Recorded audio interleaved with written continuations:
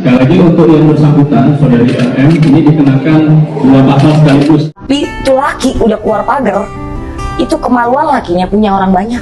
Tapi itu laki udah keluar pagar, itu kemaluan lakinya punya orang banyak. Halo Sobat Fakta, 5D ketemu lagi dengan 5D yang terus mengabarkan fakta viral seputar selebritas tanah air yang terus saja bikin berita. Dan dengan berita mereka tetap eksis di ranah media. Pernyataan Sania Velova viral saat menyatakan bahwa jangan pernah ribut besar dengan suamimu. Kalau memang dia bersalah, maka dengarlah kenapa, tanya baik-baik. Karena jika sampai terjadi perceraian, yang rugi adalah anak-anak. Namun ada beberapa hal yang dikomentari oleh Om Bule di dalam podcast yang dilakukan oleh Sania Velova dengan Dinar Candy ini. Dan ini juga berhubungan dengan Nikita Mirzani yang baru saja ribut dengan Antonio Dedola.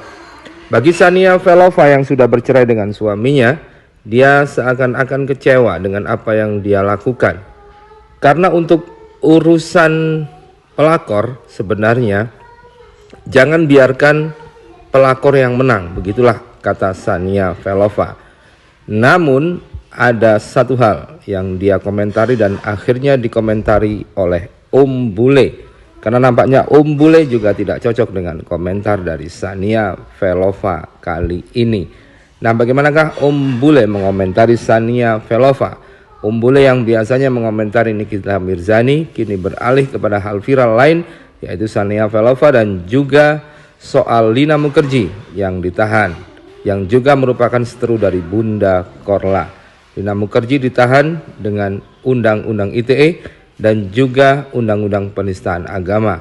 Namun Lina Mukherjee banyak dibela oleh politisi dan juga anggota DPR. Nah, bagaimanakah Om Bule menyikapi hal ini? Yuk kita simak saja di 5D kali ini. Like, subscribe, and komennya ditunggu. Dan jangan lupa selalu ada doa dalam setiap lentikan jarimu. Tapi itu laki udah keluar pagar, itu kemaluan lakinya punya orang banyak. Tapi itu laki udah keluar pagar, itu kemaluan lakinya punya orang banyak. Ini ajaran apa lagi ya?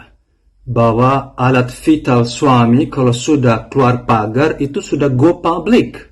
Seperti saham yang saya tahu itu go public itu sudah masuk ke bursa efek.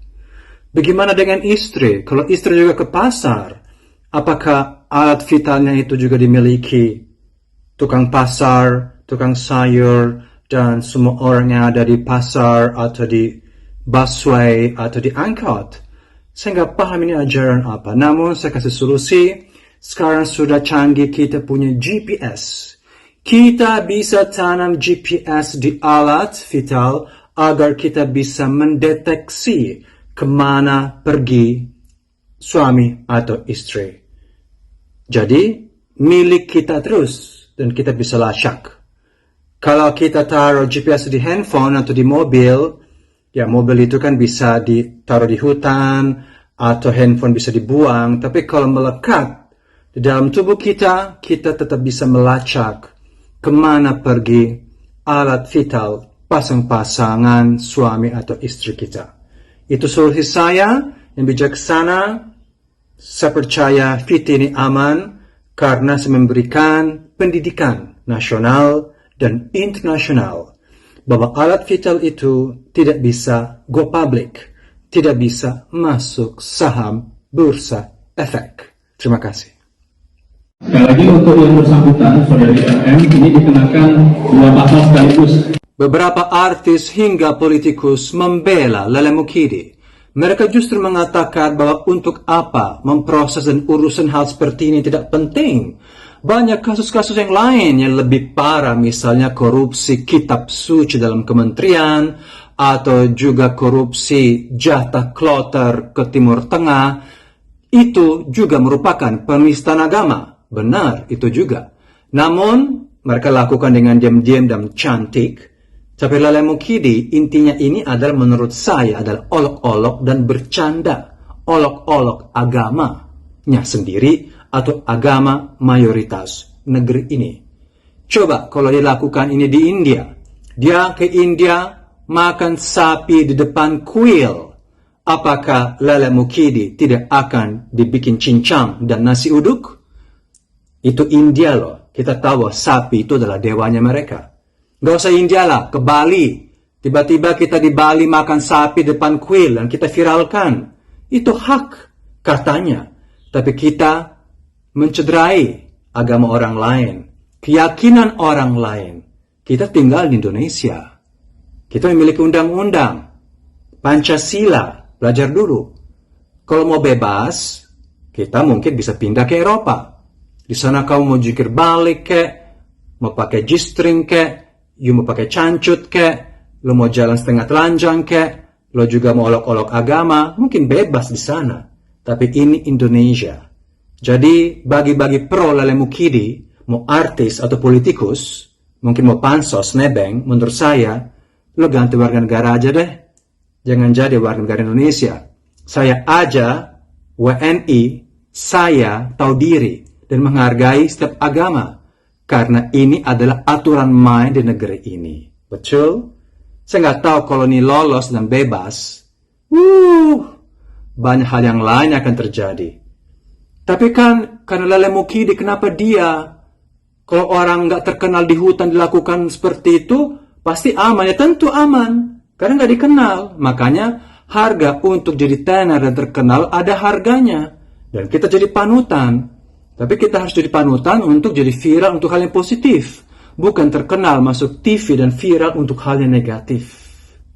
Paham Lele? Pecel Lele is the best. Dilaksanakan berdasarkan pertimbangan yang bersangkutan ada gangguan kesehatan. Kita semua ikut prihatin. Lele Mukidi telah ditetapkan sebagai tersangka, namun tidak bisa ditahan di lapas karena mengalami penyakit kronis, yaitu sakit mah lambung yang kronis, yang sudah bertahun-tahun. Namun saya bingung, karena kalau orang yang sakit mah yang kronis, dia sangat berhati-hati memilih makanan. Tapi ketika saya melihat viti-vitinya, dia selalu makan nasi uduk, nasi goreng, pete, jengkol, nasi biryani, makan bebek, makan ayam penyet, ayam geprek, tot gejrot, sampai juga dia sikat itu bebong kriuk. Jadi rada rancu ya, kok bisa saya tiba-tiba sakit kronis. Dan biasanya di lapas, kalau di luar negeri, itu ada klinik, dan juga kerjasama dengan rumah sakit yang bisa mengawasi tersangka itu dan juga bisa mengobati ketika tersangka itu mengalami penyakit yang kronis.